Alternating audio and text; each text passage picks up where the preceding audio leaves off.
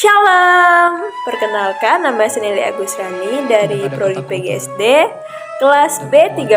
Di sini saya ingin menjelaskan tentang surga dan neraka menurut pandangan Alkitab atau menurut pandangan iman Kristen. Surga.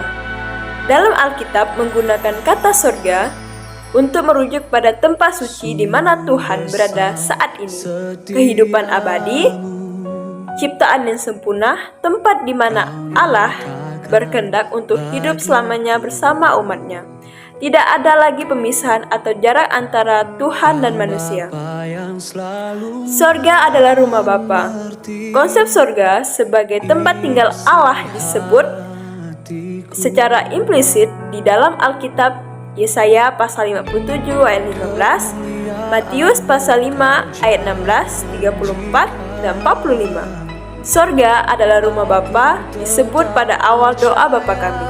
Matius pasal 6 ayat 9. Yesus menyebut surga sebagai rumah Bapa, tempat kediaman Allah Bapa. Yohanes pasal 14 ayat 2. Allah Bapa adalah Bapa surgawi kita, karena kita yang telah diselamatkan adalah anak-anak Bapa. Surga adalah rumah keluarga-keluarga Allah. Setiap orang percaya akan tinggal bersama Bapa di surgawi. Karena itu, semakin baik kita mengenal Bapa, semakin kita bisa memahami dan mengaspirasikan surga. Surga adalah tempat yang disiapkan.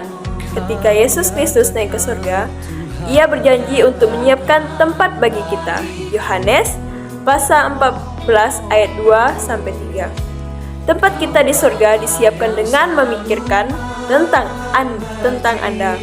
Walaupun surga akan penuh orang, tidak semua orang berada di tempat yang sama. Bahkan kita akan membantu menentukan sebagus apa dekorasi tempat tinggal kita di surga. Berdasarkan jumlah upah rohani yang kita kirimkan sebelum kedatangan kita, 1 Korintus pasal 3 ayat 10-15, bahwa kendati semua orang percaya akan masuk surga, upah atau pahala yang mereka terima tidaklah sama. Beberapa akan menerima emas, perak, dan batu-batu permata untuk dipersembahkan kepada Kristus.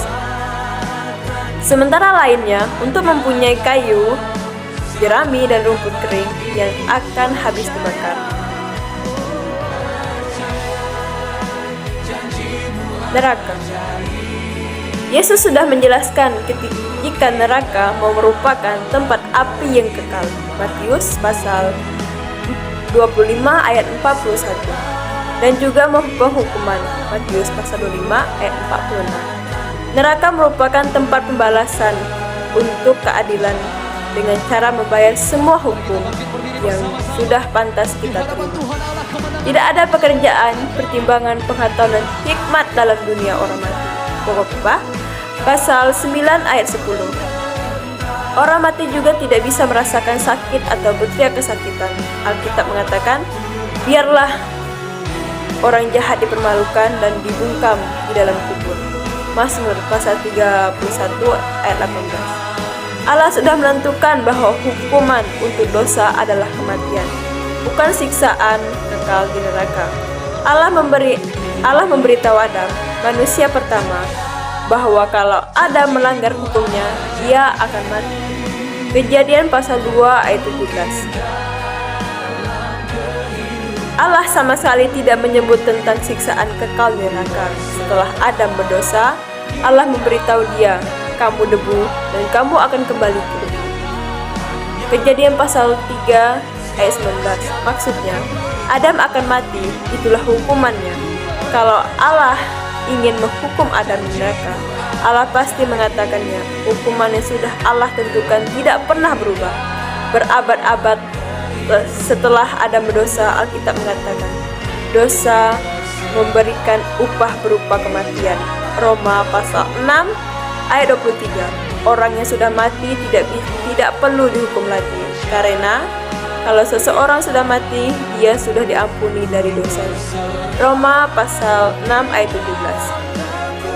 Surga adalah tempat Tuhan bersemayam. Mazmur pasal 2 ayat 4, Mazmur pasal 11 ayat 4, dan Mazmur pasal 115 ayat 3. Surga juga merupakan tempat yang disediakan Tuhan Yesus Kristus bagi pengikutnya. Yohanes pasal 14 ayat 1 sampai 4. Sedangkan neraka merupakan tempat disediakan Tuhan bagi setan dan pengikutnya. Matius pasal 3 ayat 12 dan Matius pasal 25 ayat 41. Demikianlah penjelasan mengenai surga dan neraka dari saya. Terima kasih. Bye.